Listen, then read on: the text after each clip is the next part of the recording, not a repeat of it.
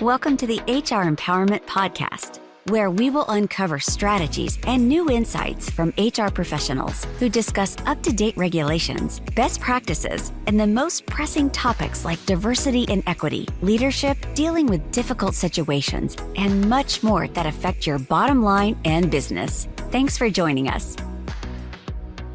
Hey everybody, Wendy Sellers here, the HR lady. We are here wrapping up session 5 of 5 of this podcast. Our topic is human-centered and inclusive policies, and we're trying to help our listeners develop a human-centered and inclusive company culture, which is not a policy, not a list, but it is humans. Get that? The human-centered part. We're here today with Pizza. Yeah, not pizza. Jaleesa, our very special guest, said company culture is not free pizza. It's not free pizza. It might be free lobster. What about lobster? Maybe. Or how about, does anybody in your workplace, or do you know anybody that actually, instead of the pizza, they got the free frozen turkey for Thanksgiving or for Christmas? No, but that would be anymore? such a time saver and awesome. It'd be more of a time saver if it was cooked. Yeah, that's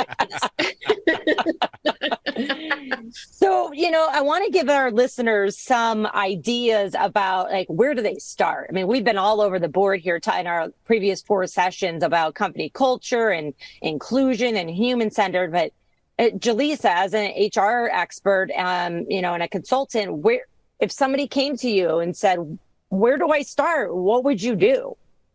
So I personally always love starting with creating the employee handbook, but creating it more like a culture guide, if that makes sense.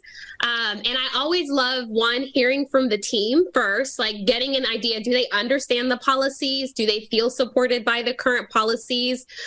Really making them a part of the process.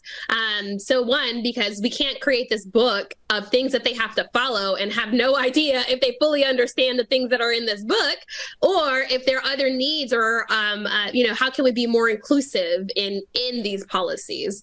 And then I also love, from the organization standpoint, what are your goals? And it's really taking that human-centered approach to really create the new policies, whether it's a handbook or whether it's new policies.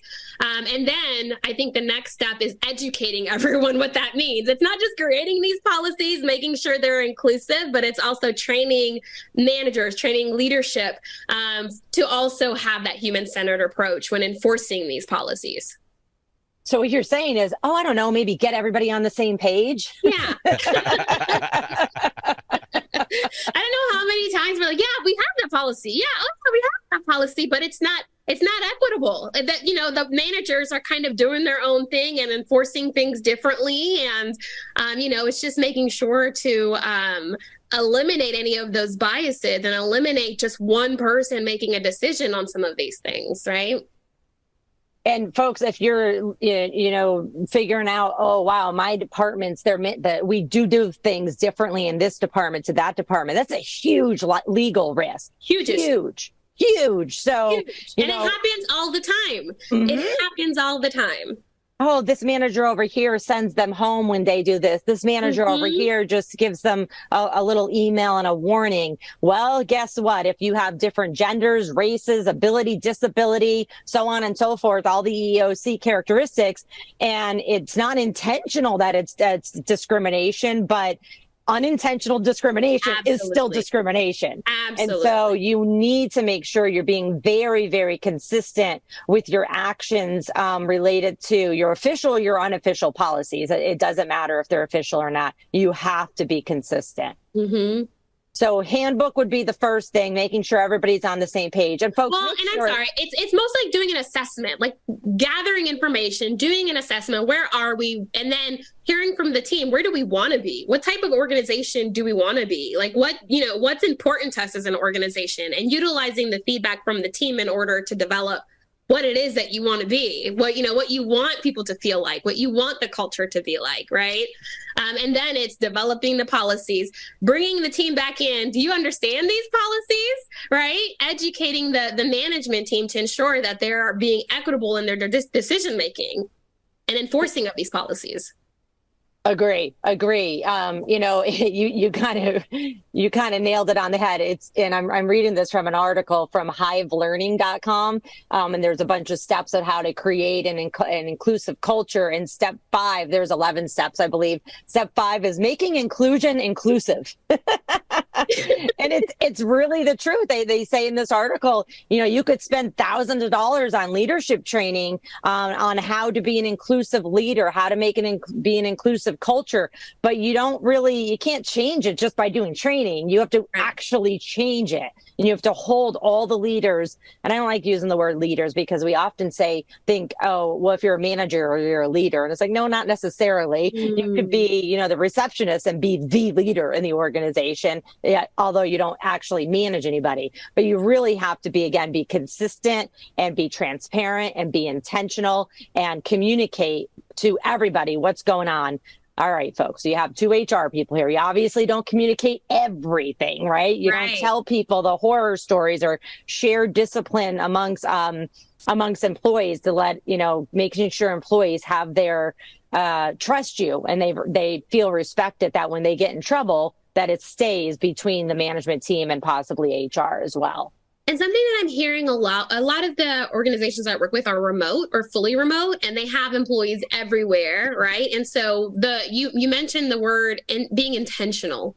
And I think that's super important, especially when you're in a remote environment. And we have a lot of organizations that are like, what is our culture now? We don't have an office. We don't have the water cooler, and I think just wanted to flag that, just being super intentional, whatever it is that you develop, being super intentional in your approach.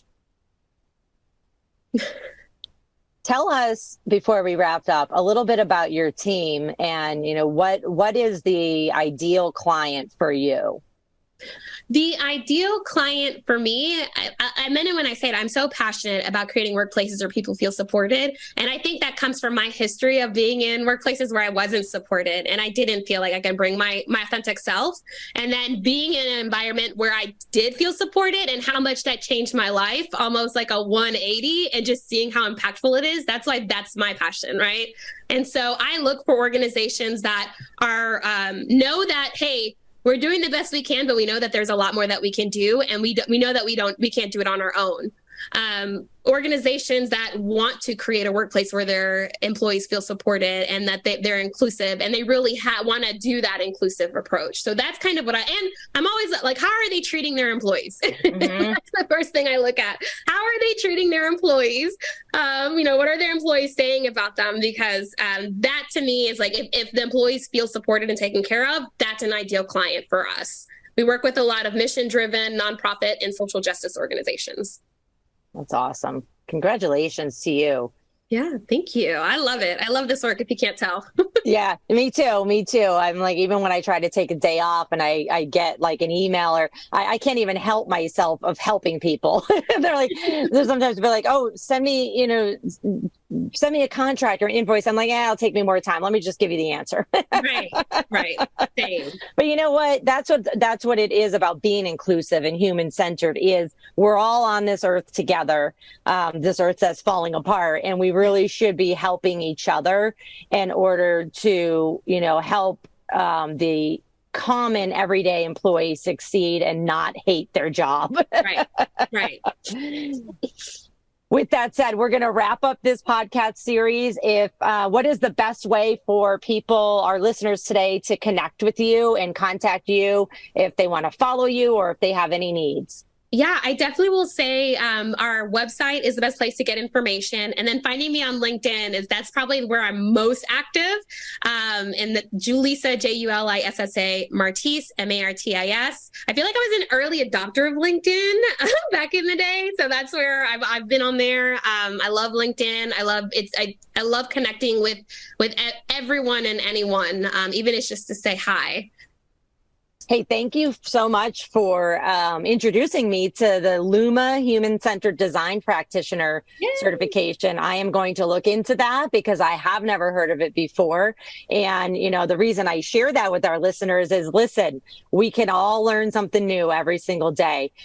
You know how to contact me, Wendy Sellers, the HR lady. And if you're interested in interesting things, JC has his own podcast. JC, you want to tell our listeners what that is? Yeah, absolutely. I want to thank you very much for welcoming me to the episode. The two of you have been on a roll. I didn't want to interrupt it all, Wendy. You two are fantastic. I'm listening to this and I'm like, I can't even believe I'm on this episode because this is I'm watching like two of the heaviest hitters in all of HR talk about some of the most hot topics out there.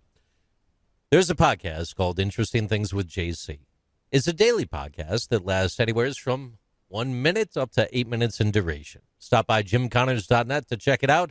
I'll have a new episode for you every day. And it truly is interesting. It makes me giggle and Google stuff every single time. And it's only like 5 minutes, not even sometimes. So definitely a good way to get your spirits up. Stay safe, everybody. Take care. And we look forward to talking to you again on another podcast. Thank you for joining the HR Empowerment Podcast, brought to you by Aurora Training Advantage. We hope you've gained new insight and strategies to navigate the HR profession. We look forward to you joining us again on the HR Empowerment Podcast.